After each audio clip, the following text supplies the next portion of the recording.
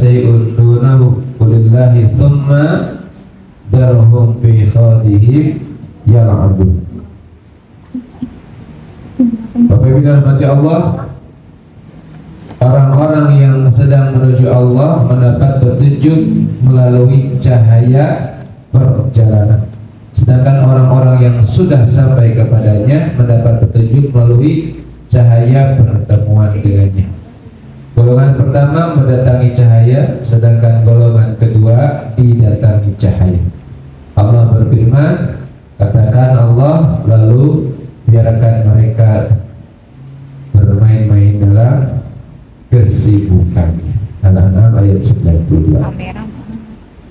Baik Bapak Ibu dirahmati Allah, kemarin kita bahas bagaimana caranya agar kita berpindah dari salikun menjadi wasil, atau jalan apa saja yang harus kita tempuh untuk sampai ke Allah. Nah kemarin kita sudah bahas baru 2 atau 3 ya kemarin? 2. 1 iman, ya. Iman sudah paham apa iman itu Bapak Ibu? Jadi iman itu adalah kekuatan yang sangat besar yang harus kita miliki, ya.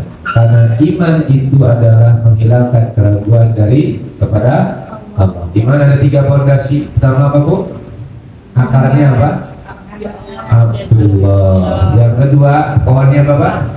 Khalifatullah. Yang ketiga kemuliaan dari Allah. Jadi ciri orang yang berimannya sudah sempurna, dia dimuliakan Allah di dunia wal akhirah. Kalau kita ngaku beriman kok nggak mulia di dunia, berarti kita harus terus memperbaiki iman kita. Karena orang yang beriman insya Allah dimuliakan Allah. Itu orang. Orang beriman kok masih mikirin hutang-hutang belum lunas, terus perbaiki apanya? Iman. Mungkin ada yang bocor di Abdullah, ya, atau bocor di Khalifah. Sudah paham ya? Kemarin kita bahas tentang Khalifah gimana, Abdullah gimana, ya sudah paham ya? Jadi kita harus yakin betul. Cuma saya belum memberikan sebuah konklusi, kesimpulan dari abdi dan khalifah. Jadi Bapak Ibu begini, abdi dan khalifah itu adalah sebuah energi yang kita, karena kan iman itu energi yang kita kumpulkan di dalam diri kita. Yang satu energinya itu sifatnya dingin, bentuknya itu lemah, namanya abdi. Yang satu energinya panas, bentuknya khalifah. Kalau abdi cirinya aku nggak bisa apa-apa, aku nggak mampu apa-apa. Kalau khalifah semuanya bisa aku lakukan. Itu dijadikan satu di dalam diri kita. Dijadikan satu dalam diri kita. Mohon maaf untuk memudahkan, karena kita mungkin terbiasa sering nonton film. Ada namanya yin yang. Jadi yin yang itu adalah energi kalau dikumpul pandai, yang dikumpulkan hanya jadi besar, kan? Begitu ya, yin yang. Tapi sebetulnya Islam sudah mengatur itu kalau kita mau memahaminya. Jadi Bapak Ibu, kalau kita sudah ahli mengelola energi itu, maksudnya apa? Hati kita, jiwa kita ini kosong, gak bisa apa-apa. Kita ini sangat tergantung sama siapa? Allah. Tapi kelihatan dari orang lain, ya, terlihat dohirnya itu sangat hebat, sangat mampu apapun. Itu yang paradok, kayak siang malam. Jadi mohon maaf, siang malam itu bukan hanya di luar, tapi di dalam juga siang malam. Dohir kita siang, batin kita malam. Artinya apa? Batin kita ini betul-betul Abdullah. Tidak ada satupun dari kita itu siapa? Allah. Tapi dohir kita saat kita berlaku apa? Bisa dipahami bukan? Misalkan ibu bergerak ya, berjualan, terus ibu mengatakan bisa laku. Bisa dipahami nggak? Ibu bisa melakukan itu? Bisa dipahami nggak? Gimana bisa memahaminya? Oh bisa laku. Allah yang Allah. Nah, karena kita bersama Allah. Allah Maha baik. Betul. Enggak ada yang bisa ngalahin saya. Enggak ada. Siapa yang bisa ngalahin saya? Maksudnya apa? Ada Allah di belakang saya. Allah di depan saya, di belakang. Enggak ada yang kuat bisa diselesaikan. Kenapa? Karena kita bersama siapa? Kelihatan sama orang sombong, padahal punya apa? Bisa ya? Kira-kira begitu maknanya. Nah, latih Bapak Ibu tentang iman itu, tentang hamba Allah, khalifatullah, maka kemuliaan akan Allah berikan. Ya? Kemuliaan akan Allah berikan kepada siapa? Yang akarnya kuat, pohonnya kuat, maka buahnya begitu sangat lebat, insya Allah. Setuju? Baik. Nah, itu yang iman ya, yang butuh saya kuatkan lebih dalam di poin itu, karena itu adalah awal fondasi kita. Bahkan yang akan Allah tolong itu orang yang beriman kepada Allah. Yang kedua Bapak Ibu adalah apa? Ikhlas. Ikhlas itu apa? Melakukan sesuatu karena Allah. Ya, melakukan semuanya karena Allah saja. Tidak ada satupun pikiran kita kecuali untuk Allah. Amalan kita, amalan itu yang kita gerakan, makan kita, minum kita, bicara kita karena siapa? Allah. Itu namanya ikhlas. Kalau kita berbuat sesuatu bukan karena Allah, ya sudah, itu namanya tidak. Ikhlas untuk kita latih sedemikian rupa sehingga memang akhirnya mata kita berzikir, telinga kita berzikir, lisan kita berzikir, tangan kita berzikir, kaki kita berzikir, duduk tidur kita berzikir. Kenapa? Karena memang kita melakukan semuanya karena Allah. Minum kita berzikir. Zikir itu apa? Subhanallah walhamdulillah, itu ucapan zikir. Kalau zikir itu sendiri apa? Ingat Allah. Mau makan, teringat dirimu.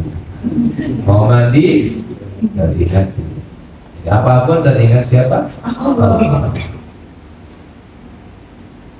Nah, itu kemarin ya Mas. Ya. Mudah-mudahan kita bisa mempraktekkan. Sekarang yang ketiga. Sudah yang ketiga belum? Belum. Yang ketiga apa Bu? Sabar. Ini yang paling penting juga. Bahkan sabar itu dikatakan oleh Allah di dalam Al-Quran. Sabar itu lebih kepada bagaimana kita menerima. Menerima apa? Menerima yang Allah berikan kepada kita. Spesialisasinya menerima yang tidak kita sukai. Maka kita dibutuhkan apa? Sabar. Jadi kalau ikhlas beramal, sabar itu menerima. Bagaimana makna menerima Bapak Ibu? Menerima itu seperti menerima apa yang Allah kasih kepada kita, dan kita menerimanya dengan penuh kebahagiaan, sukacita. Itu cirinya. Kebahagiaan dan apa? Sukacita. Kita terima dengan sukacita, dengan bahagia, itulah sabar. Baik, nanti kita akan bahas lebih dahulu. Ya.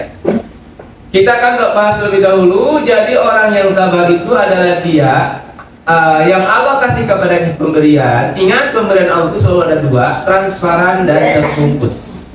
Yang transparan seperti ini namanya nikmat ya. Yang kedua yang tidak transparan, yang terbungkus, ini namanya musibah. Di dalamnya ada nikmat tapi tidak kelihatan. Mana ayatnya yang mengatakan begitu? Lihat, orang itu dikasih musibah kata Allah oleh Allah, tapi Allah memberikan kabar gembira. Betul nggak? Allah kasih musibah nih. Ya ayyuhalladzina amanu ista'inu bisabri wassalah innallaha ma'as sabirin. Ya. Wala nabluwannakum zakat, wala nabluwannakum bisyai'in min khawfi wal ju'i wa naqsin minal amwali wal anfus was samarat. Ada ya, wal anfus was samarat. Allah berikan ujian kepada hamba Allah itu dengan kehilangan harta, benda ya, was samarat dan buah-buahan semuanya lah.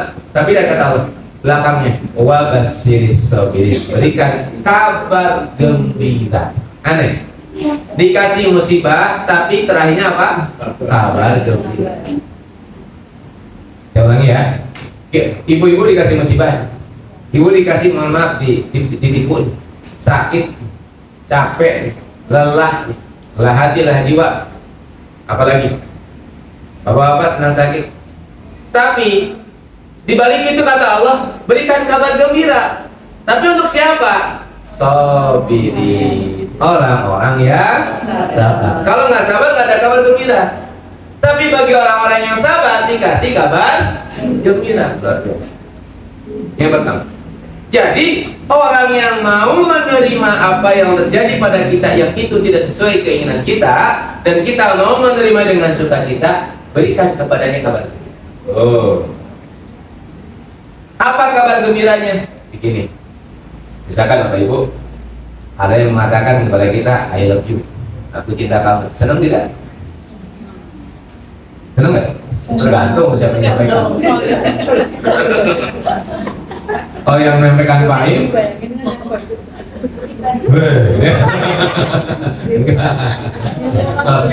Yang menyampaikan Pak Im datang ke saya, I love you. Wah.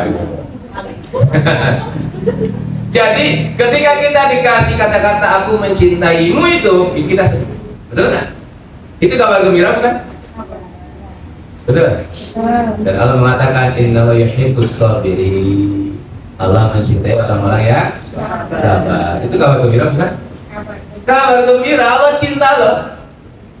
Allah mengatakan I love you kepada orang yang dikasih oleh Allah musibah, tapi dia menerima dengan suka cita. Allah senang, Allah mencintai. Jadi ibu-ibu yang dapat musibah, nikmati saja. Assalamualaikum. 1, 2, 3, 4. Kau punya masalah sendiri. 7. Jadi bagaimana Bapak Ibu, ketika kita dikasih oleh Allah musibah lalu kita terima dengan sukacita, maka kabar pertama kata Allah, aku mencintai. Wih, keren ya? Yang kedua, misalkan saya mau pergi kemana? Ke Surabaya, terus ke Bali juga, terus saya dibersamai. Saya ikut, kata Pak Ibu. Saya bersama Ibu Pak Ustaz. Boleh? Wah, jamaah semuanya ikut. Saya jadi senang kan? Senangnya apa? Saya nggak jadi ngapain kan? Boleh baca dengan. Ternyata ketika yang dibersamai seseorang yang senang. Dan orang-orang sabar itu dikasih kabar gembira. Yang kedua kata Allah, innallaha ma'as sabirin. Allah bersama orang-orang yang sabar. Jadi orang sabar itu bersama Allah. Kalau hari ini Ibu menerima ikhlas, posisi apapun dengan sukacita, Allah bersama kita. Itu kabar gembira. Setuju? Milih mana Bu? Mau ngeluh atau mau sabar? Nanti saya kasih resume kedua. Kabar gembira yang ketiga apa? Allah berikan kepadanya apa? Kalau gini, kalau kita kan dikasih selamat, senang ya, Bim? Selamat ya, Pak, selamat Pak, selamat Pak ya, itu senang sekali. Nah, yang masih selamat sama kita malaikat, ya. Fabashshir sabirin alladzina idza asabathum musibatun qalu inna lillahi wa inna ilaihi raji'un ulaika 'alaihim shalawatun mir rabbihim wa ulaika humul muhtadun. Allah kasih kepadanya sholawat. Para malaikat juga memberikan sholawat. Baik sekali kalau begitu. Bukan itu muhtadun, dia dikasih petunjuk sama Allah. Orang yang menerima apa adanya yang Allah kasih, insya Allah dikasih petunjuk sama Allah.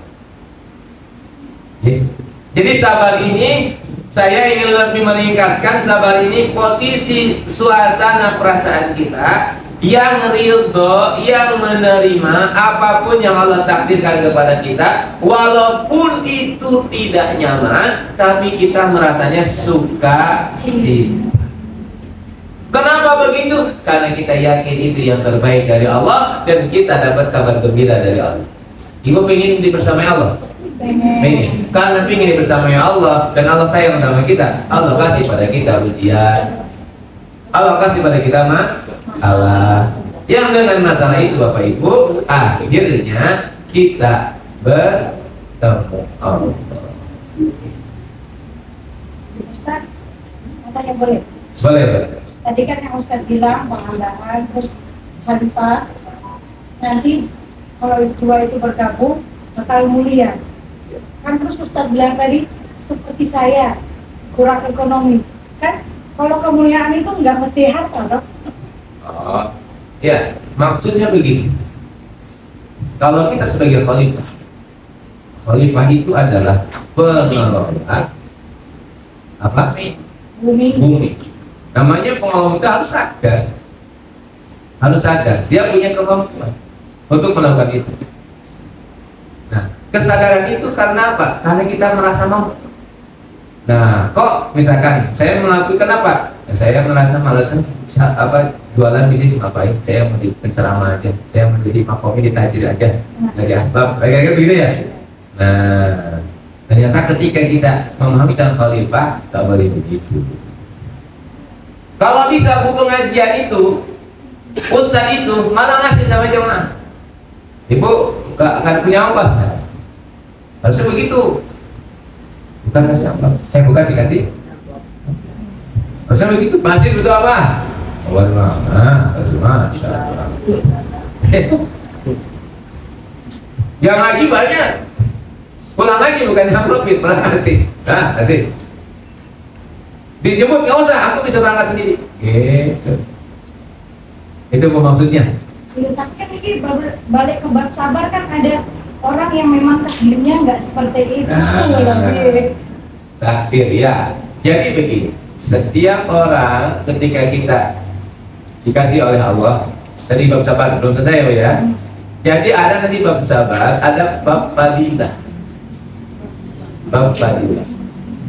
Memang fadzal iman itu harus lengkap. Kalau enggak nanti salah paham kita. Memahami hikam itu harus lengkap. Kalau enggak kita jadi orang yang tidak mau dunia. Ya Pak ya? Ya kan jadi bingung kan? Dia namanya ngaji kan bingung. Kalau nggak bingung bukan ngaji namanya. Ya. Jadi fadzal keiman itu harus kita lengkapi sehingga sesungguhnya dunia itu apa Bapak Ibu? Nanti. Jadi kalau saya sampaikan sekarang belum nyampe. Di dunia itu apa? Nanti ketemu dunia itu apa sesungguhnya. Visi-visinya aja dikasih. Ah ya. Nah dunia itu ladang amal gitu aja ya. Kisi-kisinya ladang amal yang dengan amal itu kita bisa bertemu dengan akhirat. Mohon maaf, saya pernah mendapatkan dulu waktu di pesantren ada kisah tentang seorang syekh. Masya Allah, syekhnya itu bukan berarti kita harus seperti saya itu ya.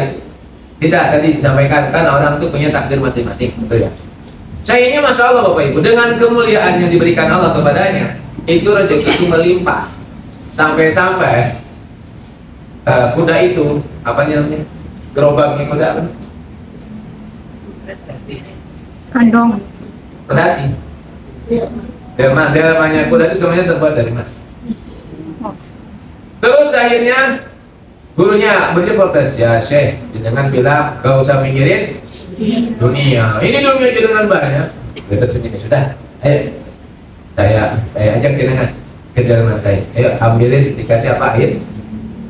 Lalu mohon minta tolong ya, air ini dikasih dipenuhin. Selama perjalanan nanti jenengan sama perjalanan akan ketemu dengan semua kekayaan. Ya. Nah, tapi syaratnya satu, air yang di sini tidak boleh tumpah. Apa yang terjadi? Dia hanya fokus ke Air. Air, fokus ke air. Terus tanya, apa yang kau dapat? Gak apa-apa. Kenapa fokus ke air? Tapi itulah saya. Saya nggak merasa punya apa-apa. Semuanya punya jawab. Begitu maksudnya. Ya. Terus kalau kita punya usaha, terus buat kita usahanya mudah. Awal punya usaha 10% buat Allah. Minggu kedua, tahun kedua 20% buat Allah. Tahun ketiga 30% buat Allah. Tahun kelima 50% buat Allah. Tahun ke-10 10% buat Allah. 100% buat Allah. Terus kita siapa? Pekerjaannya Allah. Keuntungannya itu diserahkan kepada Allah. Sehingga mohon maaf kalau kita mulai begitu, nggak ada manusia yang miskin itu. Kenapa? Uang dari perusahaan itu semuanya kembali kepada Allah melalui hamba yang dikasihkan. Itu kalau saya melihat seorang ulama di mana saya lupa India apa namanya, yang beliau ini punya perusahaan yang dengan usahanya itu masya Allah beliau berkembang, tapi semuanya 100% hasilnya untuk siapa? Allah. Jadi ketika beliau meninggal dunia itu sekitar 500.000 orang itu datang untuk bayar. Kenapa? Karena memang dapat terus ya bulan dapat apa namanya kebaikan ya. Kira begitu. Itu ya. Lanjut dulu ya. Nanti bertanya lagi. Biar bingung dulu aja. Ya. Baik, sabar. Jadi sabar itu bagaimana Bapak Ibu? Sabar itu adalah ketika kita merasakan di dalam diri kita bahwa semua yang Allah berikan yang itu menurut kita tidak baik, semuanya itu adalah diterima dengan sangat baik oleh kita. Karena kita sudah paham tentang Rahman Rahim ya. Betul. Yang kedua, kita sangat paham la yukallifullahu nafsan illa usaha. Saya ulangi, la yukallifullahu nafsan illa usaha. Bahwa tidak ada satupun beban, ujian yang dibebankan kepada seorang kecuali kita mampu untuk menghadapi. Bapak Ibu, semua masalah yang sedang dihadapi oleh Bapak Ibu semuanya itu ada dalam kemampuan kita. Percaya saja. 100% itu dalam kemampuan kita. Percaya bukan? Bahwa semua masalah yang hari ini kita dihadapi, ini punggung kita dikasih beban, punggung kiri kita dikasih beban. Ya, banyak kebanyakan, tapi kita mengatakan ini bisa saya hadapi. Kenapa? Tidak mungkin Allah ngasih beban kecuali ada dalam kemampuannya. Pertanyaannya, kenapa kok saya tidak mampu? Itu pasti ada masalah. Ada yang akhirnya menambahi beban itu.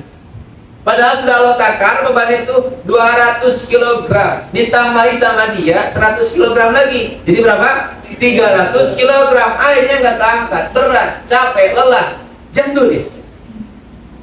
Gimana caranya seseorang itu menambah bebannya? Hati-hati Bu, ini penambah bebannya. Jadi keluhan itu yang membuat kita akhirnya tidak bisa menerima beban. Apa Bu? Allah sudah ukur nih panasnya di Indonesia sekian nih kondisinya sekarang. Tapi, panasnya waduh. Nah itu yang bikin akhirnya jadi lebih panas. Betul?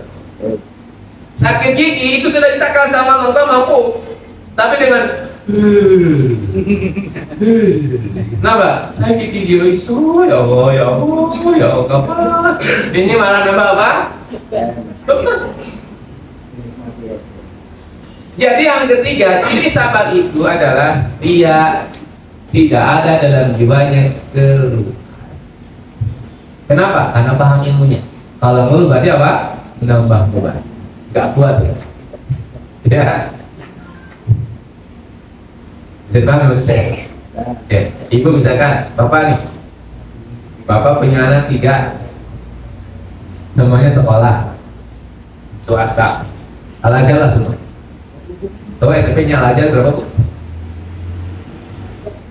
30 juta Bu. Nah, 3-3-nya Bu. Tambah lagi anak kakak 2, ponakan 2, sekolah lagi, sama-sama dia al-ajar. Jadi berapa Bu? 30, 90, begitulah. Penghasilan kita per bulan 2,5 juta. Nyampe nggak Pak? Ya, kalau kita melihat enggak nyampe. Tapi Allah sudah ngasih beban itu berarti kita mampu. Yang bikin nggak mampu, iya ya, bisa tuh gimana sih ngasih ke saya? Ini bikin kita tidak mampu. Akhirnya kita drop. Padahal Allah sudah ngasih takaran segini, kamu mampu untuk loncat, dan saat kamu loncat ini semua bisa selesai. Kira-kira begitu. Bisa habis semuanya, bisa selesai semua masalah. Tapi yang bikin tidak selesai itu adalah keluhan yang selalu kita lakukan tiap hari, akhirnya tidak mampu.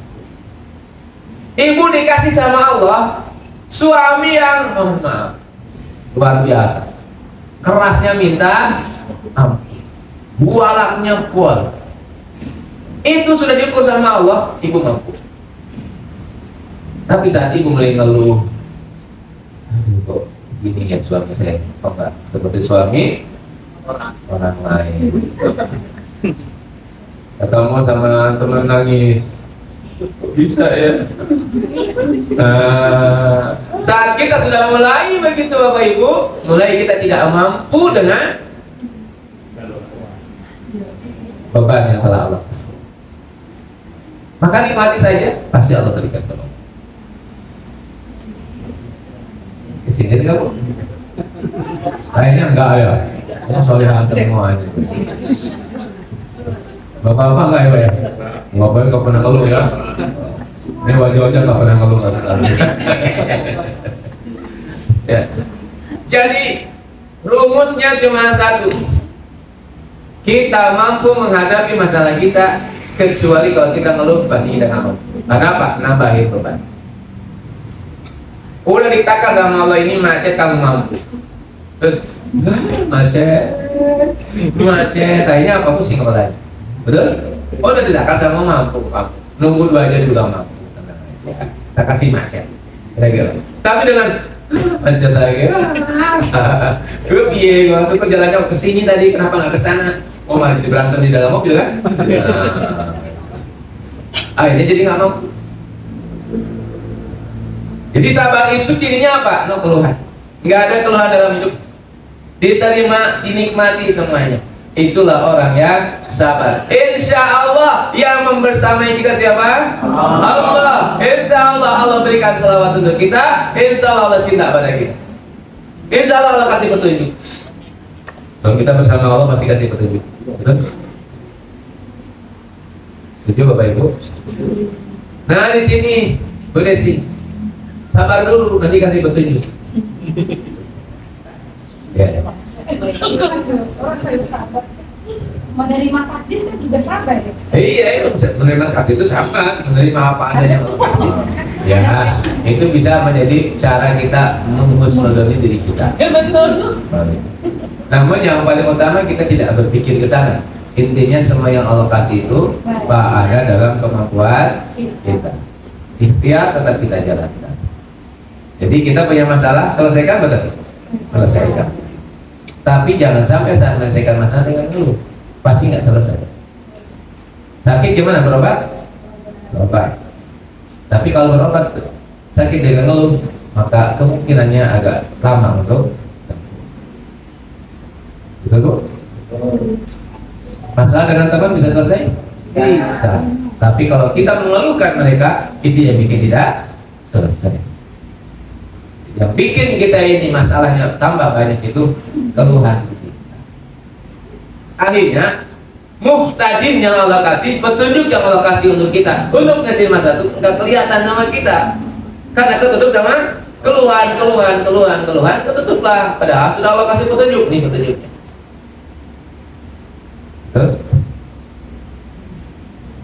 Jadi Bapak Ibu, pulang sini tetap ngeluh tidak?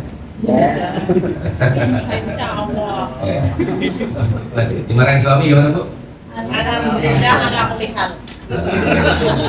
Di hadapan suami, alhamdulillah. Semakin marah suami. Tenang aja, santai. Tapi ya wajar kalau ibu kesal dulu aja. Namanya juga manusia. Kesel, asal. Nah, apa-apa kan namanya juga apa? Tapi saya kok, ya saya paham ini nggak boleh. Terima apa? Ini sabar ya. Saya membangun ini yang tak sabar langsung kepada aplikasi. Jadi aplikasinya ibadah hidup yang tanpa keluhan. Jadi panas ya udah nikmat saja panas. Sedang sakit kepala ya nikmati sakit kepala. Ya memang ini sudah waktunya sakit.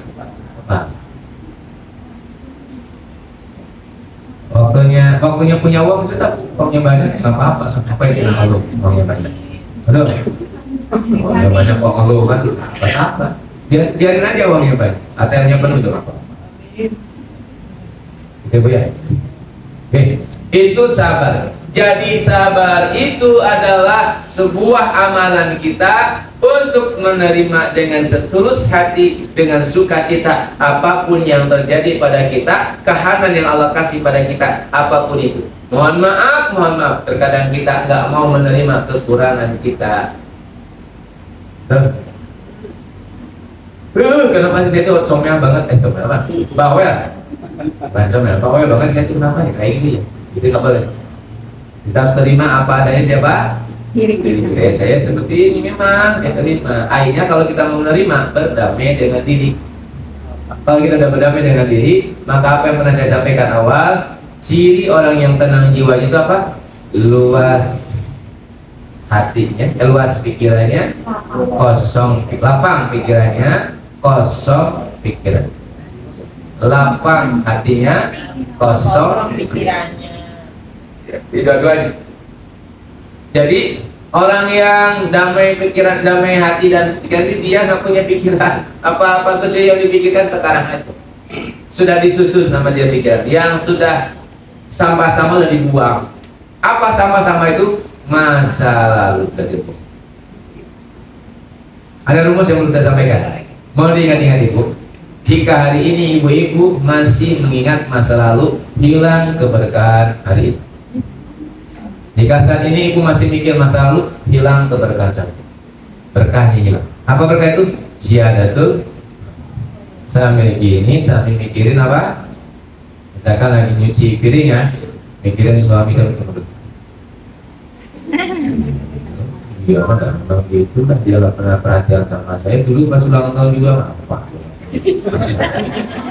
Tapi ini hilang keberkahannya, punya nyuci piring hilang. Iya betul lah. Jadi agar kita pikirannya damai, tenang, lupakan masa lalu, hilangkan masa lalu dari pikiran nanti kita. Yang ada cuma apa? Sekarang.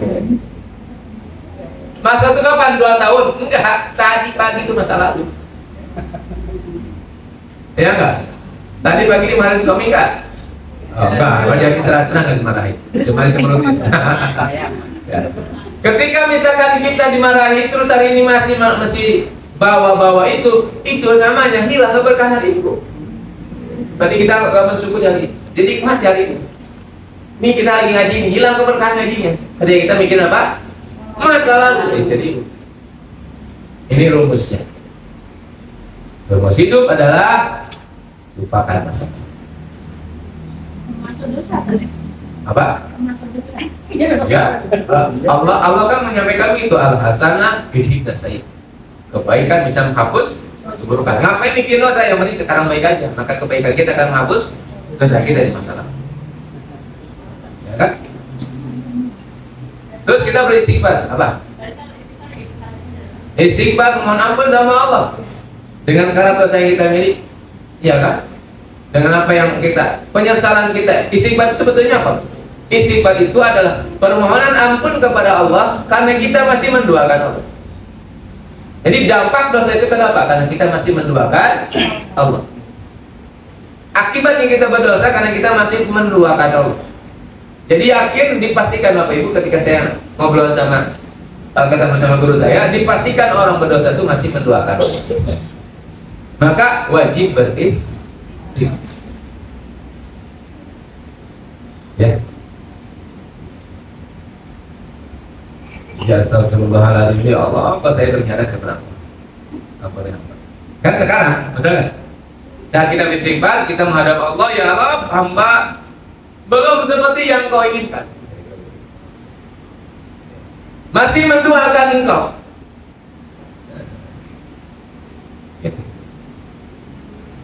Saya ulangi, ketika kita memikirkan masa lalu, maka berkah saat ini hilang. Bisa disadari Bu? Ibu sedang makan, mikirin masa lalu, enak gak makannya? Gak enak. Masya Allah. Saya pengalaman makan siang tadi pagi habis nonton berita Persib kalah, makanya gak enak. Itu ya kalah. Nah itu mikirin apa masa lalu. Oh saya bukan pemain, bukan apa. Itu kan kacau. Betul Bu? Jadi yuk kita sama-sama hilangkan apa mengingat masa lalu, fokus saja di sekarang. Nikmati sekarang, apapun yang kita lakukan sekarang kita nikmati, insya Allah berkahnya muncul pada kita. Bisa paham ini? Sabar poinnya? Ya, orang sabar gimana Bu? Banyak ngeluh apa tidak tahu, tidak ada keluhan? Tampak punya masalah apa tampak bahagia? Berarti orang bahagia itu belum tentu tidak punya masalah ya? Jangan-jangan yang bahagia itu masalahnya banyak, tapi dia bisa bersama sehingga dia dapat kabar gembira dari Allah. Wajahnya cerah gitu, ternyata hutangnya kenapa? Saya terima nikmati aja, apa yang dipikir? Ya, baik, itu yang keberapa Bu? 3 ya, kita lanjut. Sekarang yang keberapa? Keempat, apa yang keempat Bu? Hadirnya hati. Hadirnya hati. Nah ini, pendalaman. Hadirnya hati. Hati itu apa Ibu? Qalbu itu apa? Tempat Allah. Tempat Allah. Di mana tempat Allah? Di qalbu. Hadirnya hati itu maksudnya bagaimana? Hadirnya hati. Izin, mungkin kalau kita bisa banyak, ini akan lebih mendalam kalau Bapak Ibu nanti sering bertafakur ya. Kalau dalam bahasa Jawanya bermeditasi, bahasa Jawa, bahasa Indonesia ya. Kalau bahasa Arabnya kan tafakur. Kalau bahasa Indonesia meditasi. Kalau bahasa Jawanya menekung. Semedi bisa. Semedi itu ya, semedi itu bayangannya itu dicurug gitu ya. Ujlah bisa. Sama, ujlah itu kan menyendiri. Ujlah.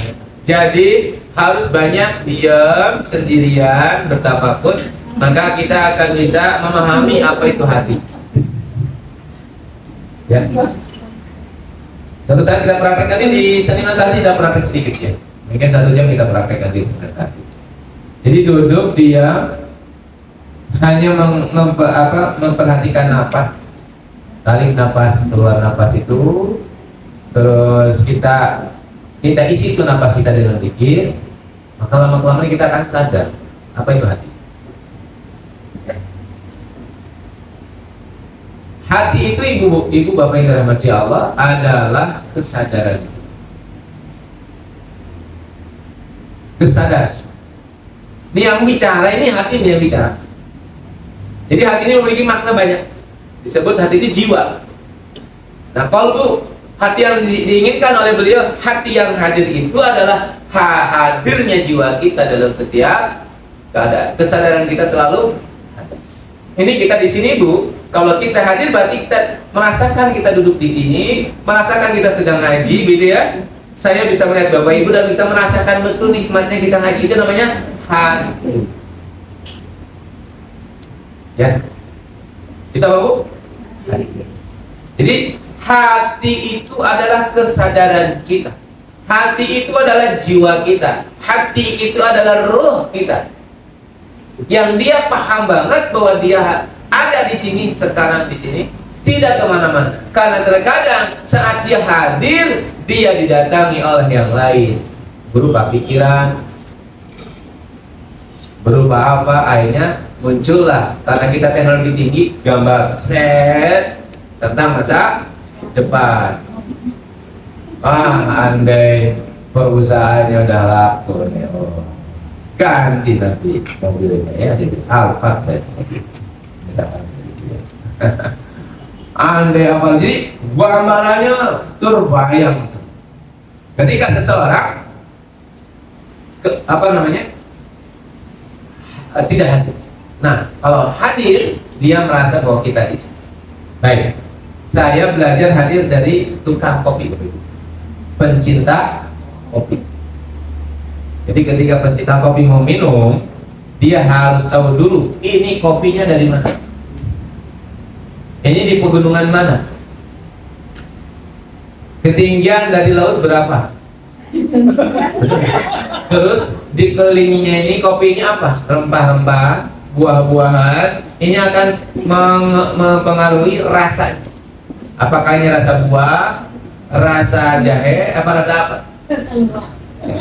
Rasa luwak, berarti ada airnya luwak. Jadi orang kopi itu paham. Terus lanjut lagi. Ini dari mana?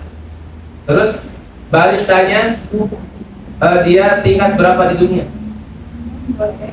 Terus memakai gilingannya pakai apa? Paham banget. Lalu diseduhnya pakai apa? Baru dia minum.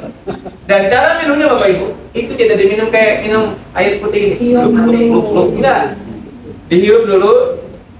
Nah, dihirup lagi, dikali. Jelas lebih enak. Dihirup lagi.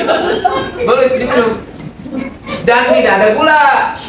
Ingat, itu bukan pecinta kopi kalau pakai gula. Jadi mati. Dan dibiarkan tuh airnya itu mengalir ke seluruh rongga lidahnya. Dikecap-kecap, ada yang asin, ada manis, ada pahit, dinikmati. Gelap masuk.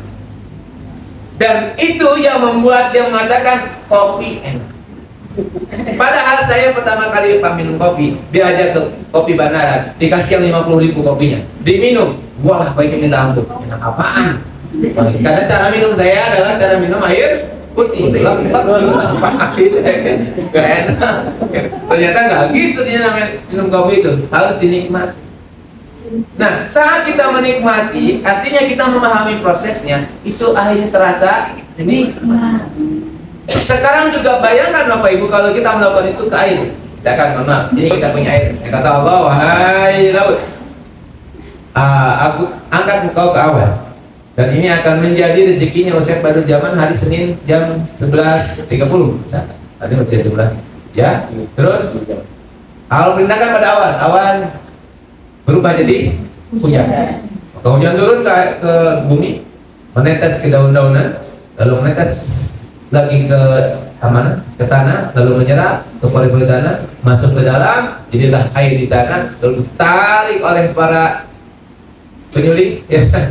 Lalu akhirnya dibawa air tersebut dalam sebuah tempat, lalu dijadikan di mesin itu, lalu dibikin gelas-gelas, dan berapa orang yang memakainya, berapa pekerja yang terlibat, berapa mobil yang terlibat, berapa mesin yang terlibat. Tiba-tiba dia datang ke sini, terus saya minum.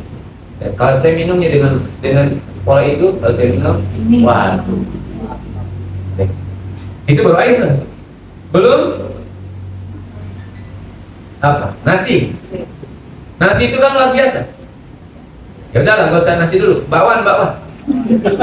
Bakwan itu terigunya impor dari Cina. Betul? Wortelnya impor dari Thailand. Oh, Bandungan, Pak. Oh, Bandung. Micinnya, nah itu. Garamnya dari Australia. Jadi saat kita makan bakwan itu, semua negara berkumpul, Cina, Australia. Dimakan, enak nih. Itu namanya kehadiran hati. Jadi kalau kita hadir hatinya, enak gitu. Betul nggak? Ibu, mohon maaf nih, saran ke ibu itu. Kalau bapak kita itu, suami kita itu, ikut sama kita masak, minta masakin mana nasi goreng. Terus setelah itu nasi goreng keasinan, jangan dinikmati mawon. Ini yang dilihat bukan hasilnya, tapi proses ketulusan itu. Bapaknya ikut nyuci, Pak, Bu, tapi sabunnya masih nempel di kering. Indo gawe ini. Gak usah terima itu. Ini adalah yang kita rasakan apa? Ketulusannya. Maka kita akan merasakan apa? Cinta yang mendalam yang kita rasakan itu. Kita tidak menolak orang lain untuk mencintai. Betul Bapak Ibu? Iya. Nah, saya merasakan misalkan ibu-ibu kesini kan saya tahu. Harus paham bagaimana prosesnya.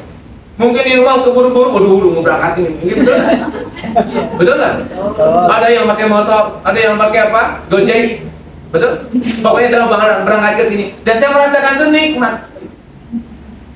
Ibu juga tahu saya bagaimana tadi.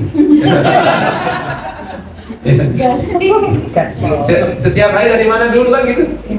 Jadi ketika muncul di sini perasaan hadir hati kita dan kita bisa menangkap energi ketulusan, energi cinta, energi kebahagiaan, muncul akhirnya apa? Enak, bahagia. Betul. Nah ini namanya hadir, itu begitu. Jadi hadir itu merasakan seluruh energi-energi yang hadir pada seseorang, pada tempat, pada keadaan, bahkan saat kita sholat misalkan, gak usah sholat di Mekah, kejauhan. Maksudnya getarannya lebih dahsyat. Udah latihan aja, sholat di musola masing-masing. Siapa yang batunya dari mana? Betul. Semennya dari mana? Kok jadi begini? Itu kalau kita rasakan, aduh, dahsyat sekali. Kita bisa merasakan energi-energi yang luar biasa dan akhirnya kita hidup itu rasanya gimana, Bu?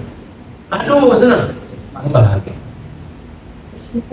Ya, bersyukur itu adalah kepekaan hati kita untuk menangkap energi-energi di balik kedatangan sesuatu pada kita. Namanya psikologi energi. Ketangkap sama kita. Energi ketulusannya ketangkap. Betul? Nah, karena saya berikhtiar untuk terus mengevaluasi, terus nanti ada bunyi, oh iya. Mereka kan tidak tahu.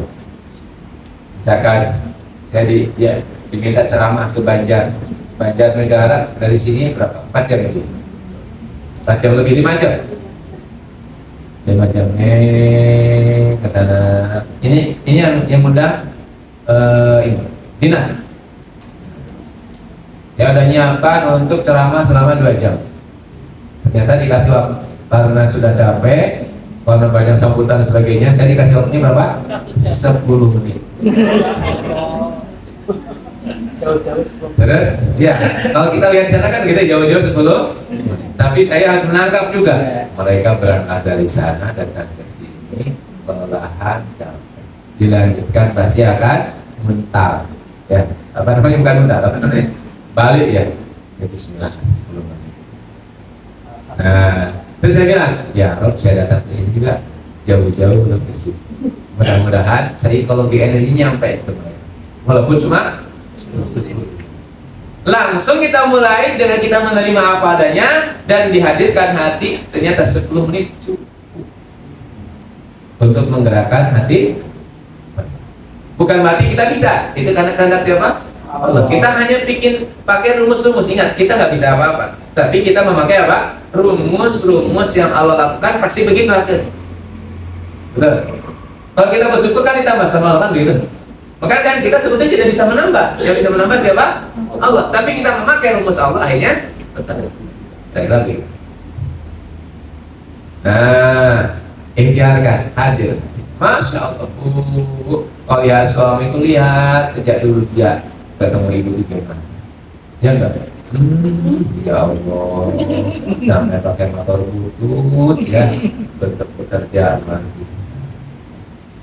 Ya pagi-pagi sudah masak ya Allah. Jadi ketika kita makan masakan suami itu enak banget ya Allah, enak, keasilan ya Allah. Mantap. Tapi yang kita lihat apa? Ketulusan. Atau dibalik Bapak kan? Isi kita yang luar biasa, nyuci mas. Di belakang itu tersenyum kita ya. Nah ini harusnya hadir hati begitu. Sekarang moro-moro, benar, moro-moro dipandang isinya, ini dipandang apa? Udah selesai belum mah?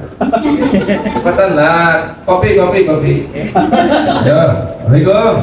Nah kopi mah? Ya. Kopinya mana mah? Ya. Nah gitu ya, kira-kira gimana enak nggak? Ya enak sih Pak, tapi tidak seenak orang yang hadir tadi. Betul nggak? Di sekali Pak, tanpa dilihatin Pak istri, dikatakan Bapak lihat lagi musik dia apa dia? Nah, dilihat lihat di sana ada energi, sinar-sinar ketulusan. Ya, itu pasti Bapak ingin melukis. Terus belum isinya, makasih, ya gitu lah. Cukup isi kita, langsung saya naik. Wah iya, siap nyicil lagi 2 kali. Ada kedamaian di sana. Jadi hadirnya hati itu proses di mana kita mampu memahami proses-proses yang terjadi. Ya. Dimanapun kita berada ibu di kajian manapun, maka ibu harus hadirkan hati. Dilihat nih kiainya nih, lihat nih bu nyainya nih, lihat nih ustaznya nih, lihat wajahnya. Oh yang capek men. Tapi dia diijarkan datang. Maka kita tarik apa energi ketulusannya. Nah itu akan mungkin. Benar. Dimanapun panjenengan berada, hadirkan hati. Di jalan, hadirkan hati. Pakai mobil, masya Allah. Mobil kita ini dari mana, Pak? Berawal dari ban, berawal dari semuanya kan jadi menikmati kan? Ya. Mana yang paling jauh? Air ngejar kita, apa kita ngejar air? Ini air sudah di sini. Betul, tempat saya kan yang ngambil nih. Tapi gimana nih? Gelasnya dari mana? Tehnya dari mana? Gulanya dari mana? Maka jauhan mana? Jauhan air mengejar saya daripada saya mengejar air. Ini yang harus kita yakini bahwa sesungguhnya rezeki itu mengejar kita. Kita tidak mengejar rezeki itu. Maka nggak usah khawatir dengan rezeki. Rezeki sudah ada rezeki. Berapanya diserahkan sama baik. Ini yang keberapa? Keempat. Jadi hadir bisa dipahami? Hadir hati bisa dipahami? Gimana hadir hati waktu sholat dan nikmati? Bapak Ibu gerak aja dia nikmati. Allahu Akbar kita nikmati, Allahu Akbar itu. Bagaimana kita menghadap Allah, betul-betul menghadap Allah kita nikmat. Latih hati-hati. Latihannya hanya satu memang, hanya dengan menekung, hanya dengan meditasi, hanya dengan ujlah, hanya dengan tafakur untuk menghadirkan hati. Tidak bisa dengan yang lain. Jadi sebelum tidur bolehlah 10 menit duduk diam, tidak berpikir apapun kecuali apa? Allah.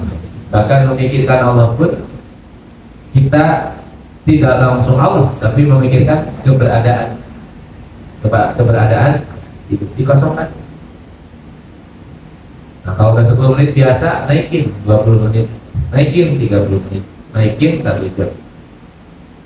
Selanjutnya kalau sudah terbiasa lagi, dibiarkan kita tidur saat kita sedang meditasi. Hilang saat kita sedang. Nanti lama-kelamaan kita akan sadar hadir. Insya Allah. Gitu Ibu ya. Yang keberapa itu? 4. Ini kan jalan menuju apa? Usul Allah. Jalan menuju Allah. Jalan untuk bertemu Allah. Bapak Ibu sebelumnya saya mohon izin. Jadi setiap apa yang kita kaji itu biasanya diuji sama ujian. Jadi kalau datang ujiannya harus dipraktekkan. Ya Bu ya. Ujian hati itu akan datang dan harus segera dipraktekkan. Harapan saya mudah-mudahan majlis hikam itu majlis yang penuh dengan keberkahan, penuh dengan kasih sayang, penuh dengan cinta. Baik, yang keberapa ini sekarang? 5. Nah, yang kelima ini paling penting dan harus terus dilatih. Pengagungan kita kepada Allah. Mengagungkan siapa? Allah. Mengagungkan Allah, mengagungkan keadaan Allah, takdim sama Allah.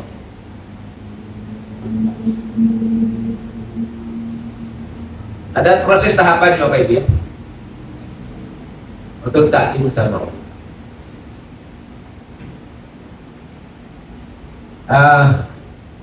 Kira-kira menurut Bapak Ibu, saat saya menghormati Pak Im, apakah saya menghormati Pak Im? Menghormati siapa? Allah.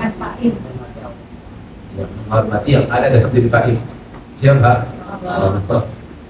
Betul. Karena Pak Ibu sama saya sama-sama akan meninggal kan. Tapi yang akan tetap hidup adalah Allah sama hidup. Jadi saat kita menghormati semua alam semesta ini, kita sedang menghormati siapa? Allah. Kenapa begitu? Karena dari itu sudah jelas bahwa semua yang ada di muka bumi ini adalah semuanya ciptaan siapa? Allah. Berarti kalau ciptaan Allah, di sana ada karyanya Allah, di sana ada siapa? Sifat-sifatnya Allah. Sudah sangat jelas. Maka ta'zim kepada Allah itu adalah menghormati semua yang ada di muka bumi, termasuk yang tidak kelihatan oleh kita. Ribuan yang tidak kelihatan oleh kita harus kita ta'zim.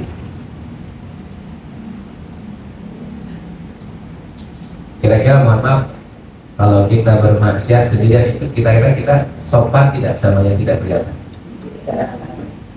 Karena kita nggak sadar, ini kita merasa kalau kita ini nggak ketemu siapa-siapa. Padahal kalau kita sadar, itu kita ini sedang tidak menghormati yang tidak kelihatan. Betul? Ta'zim kepada Allah itu adalah menghormati semua ciptaan-ciptaan Allah, menghormati semua aturan-aturan Allah, menghormati semua apa yang Allah kehendaki di luar kita ataupun ada dari kita. Di antaranya apa? Menerima kahanan yang Allah berikan pada kita dengan sepenuh hati, tidak protes. Itu ta'zim semua. Jadi ciri seseorang yang hubungannya sama Allah baik itu apa? Hatinya senang, bahagia terus. Dia menerima apapun yang Allah kasih. Kalau yang sulit, ya awal-awal, tapi setelah kita bisa terbuka, maka kita akan bertemu dengan sesuatu yang membuat kita ini selalu merasa bahagia. Karena kita apa? Ta'zim. Misalkan maaf ya Bu ya, saking Ibu hormat sama saya, Ibu jatuh, senggol saya. Ibu malah nggak apa-apa, Pak Ustaz, nggak apa-apa. Padahal sakit, nggak apa-apa. Sampai jalannya apa? Ikat-ikatan, kita tahu ikat-ikatan ya. Nggak apa-apa Pak Ustaz. Kenapa? Karena itu tadi. Allah jatuhin kita. Kira-kira sama Allah, nggak apa-apa ya Allah, nggak apa-apa. Ini darimu pasti yang terbaik. Bisa dipahami? Ya. Harusnya sama Allah begitu. Saking ta'zimnya sama Allah, kita tidak merasakan bahwa itu adalah pahit, tetap kita rasanya apa? Manis. Ya Pak ya, dulu pas Bapak disuguhin sama calon mantan pacar ya, saya kan jadi istri ya kan, disuguhin, terus panas gak? Kamu nggak panas. Gitu. Padahal Pak, karena saking ta'zim. Betul. Gimana panasnya Pak? Di hadapan para ulama yang kita sayangi. Panas kamu nggak panas? Nyaman. Padahal apa? Panas yang begini. Nyaman. Kenapa? Karena kita ta'zim sama dia. Nah gimana sama Allah yang menciptakan semua orang-orang mulia itu? Harusnya lebih dong. Dikasih sama Allah, nggak apa-apa ya Allah, saya nikmat, saya menerima ini sebagai bagian dari kehendak-Mu dan ini pasti yang terbaik. Kita sama Allah, itu namanya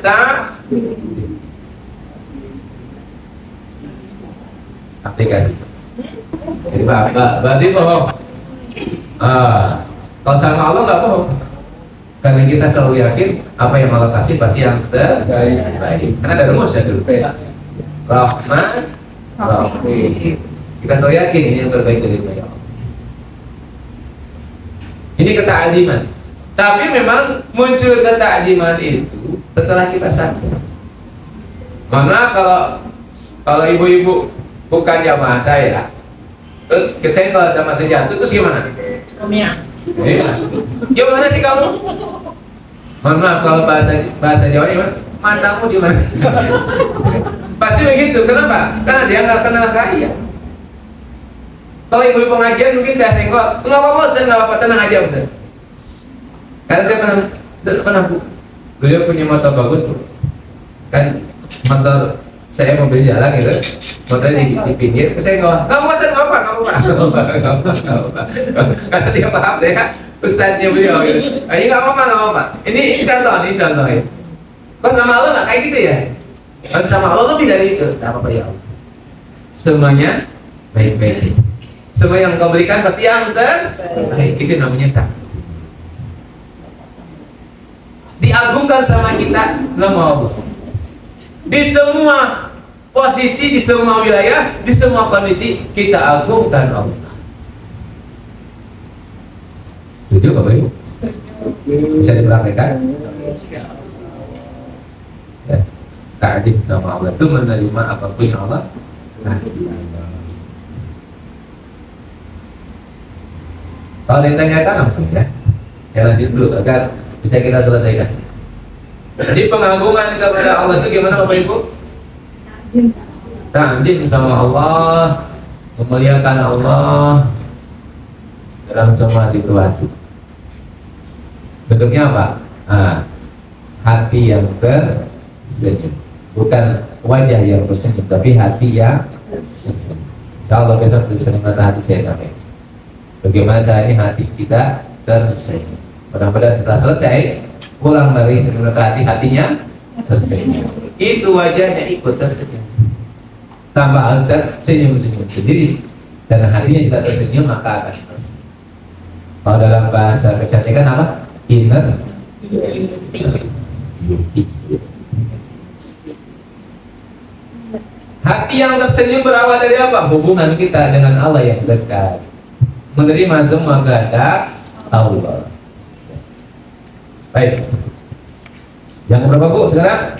Nah, yang keenam, ini tahapannya. Setelah kita dekat sama Allah, hubungannya bagus dengan Allah, bahkan kita tidak pernah menolak apapun dari Allah, merasakan nyaman bersama Allah, maka kita akan merasakan lezat manis saat kita beribadah kepada Allah. Halawatul ibadah, kita merasakan nikmatnya beribadah. Kita bisa merasakan nikmatnya sholat, kita bisa merasakan nikmatnya sedekah, kita bisa merasakan nikmatnya ta'lim, kita bisa merasakan nikmatnya zikir. Halawatul ibadah. Cirinya apa? Etik Bapak Ibu. Etik itu apa? Ketagihan. Ketagihan apa? Beribadah. Ketagihan sholat, ketagihan ibadah, ketagihan zikir, ketagihan menempuh, ketagihan. Kenapa? Karena kita sudah bisa merasakan halawatul ibadah. Tapi tahapannya yang tadi dulu, ya, dari iman, ikhlas, sabar, terus apa?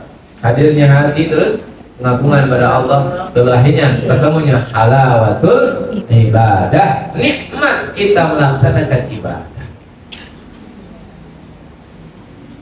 Ya. Saya tadi minum kopi itu Bu, enak.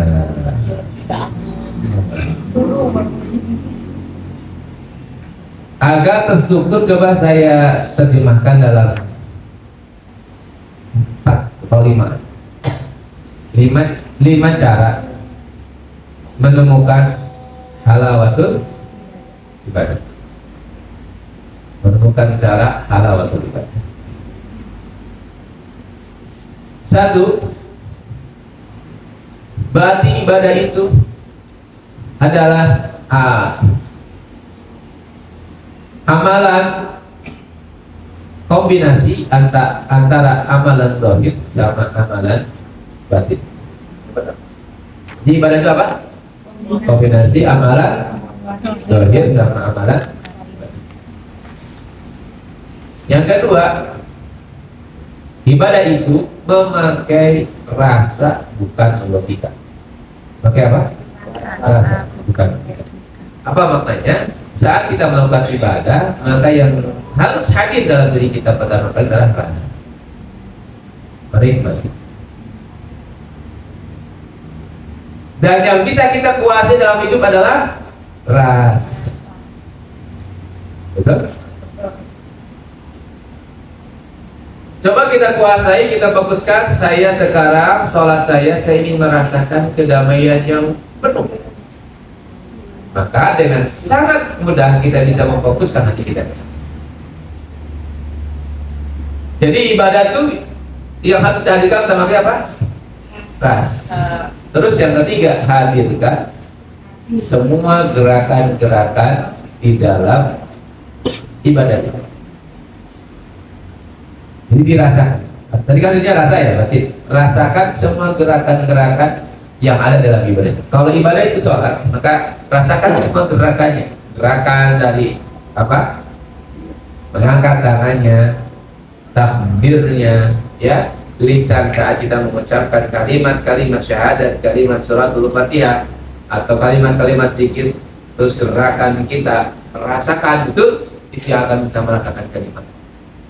Jadi merasakan apa? Gerakan-gerakan. Yang korban ini dirasakan ya. Jadi ibu nanti sholat dulu dirasakan. Dari mulai apa? Jadi nikmati betul. Ya. Dinikmati betul gerakan. Dinikmati. Udah fokus aja dirasakan gerakannya. Itu nikmat sekali.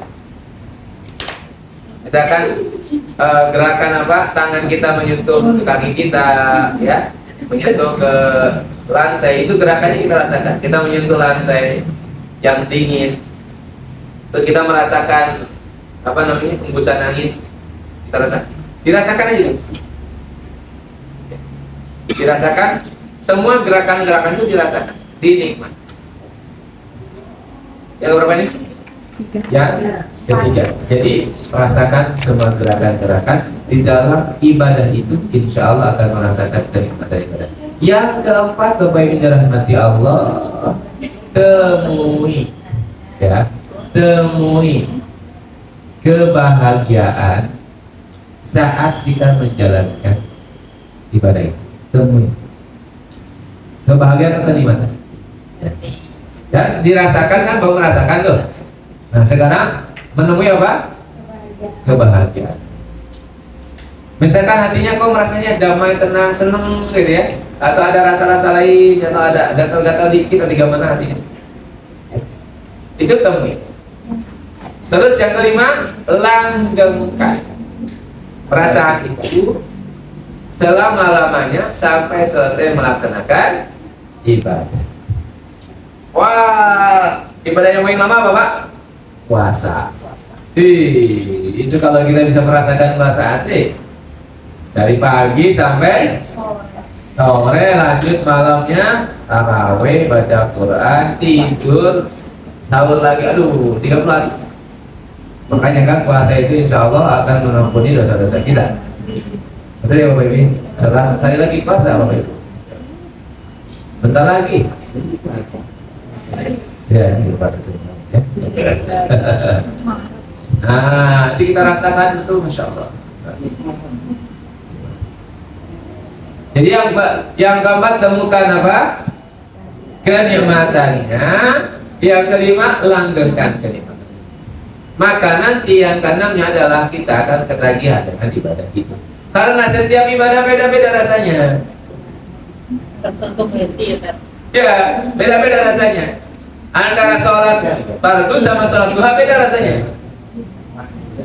Antara sholat fardu dengan sholat tahajud beda rasanya. Maka kita nggak mungkin meninggalkan sholat duha karena beda rasanya. Gitu.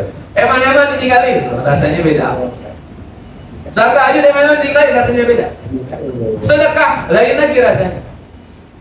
Kok sama-sama aja nggak ada rasa, berarti belum dirasakan. Sedekah sama orang yang butuh di jalanan sama sedekah sama saya beda. Lebih mana? Nikmatan mana? Yang butuh. Yang butuh. Wajahnya sambil berkaca-kaca, mantul. Aduh, enaknya tadi. Betul. Nah, kalau dalam ilmu sufi itu namanya ada orgasme spiritual. Yang saya sebut dengan kenikmatan ibadah. Temukan kenikmatan ibadah. Karena Bapak Ibu sudah dengar ya. Baik, baru berapa? 6 ya, halawatul ibadah. Jadi nikmat beribadah itu mari kita rasakan betul. Kita nikmati betul, kita temukan betul. Jadi kalau kita belum menemukannya, terusin sampai kita ketagihan. Ya Bapak Ibu ya. Assalamualaikum. Oke. Terusin sampai ketagihan.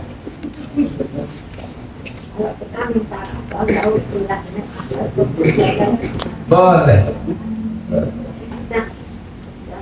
Memohon. Dan Allah sudah hadirkan kepada kita, tinggal kita temukan. Demikian kita tutup dengan bacaan hamdalah. Alhamdulillahirabbil alamin. Subhanakallahumma wa bihamdika asyhadu an la ilaha illa anta. Assalamualaikum warahmatullahi wabarakatuh.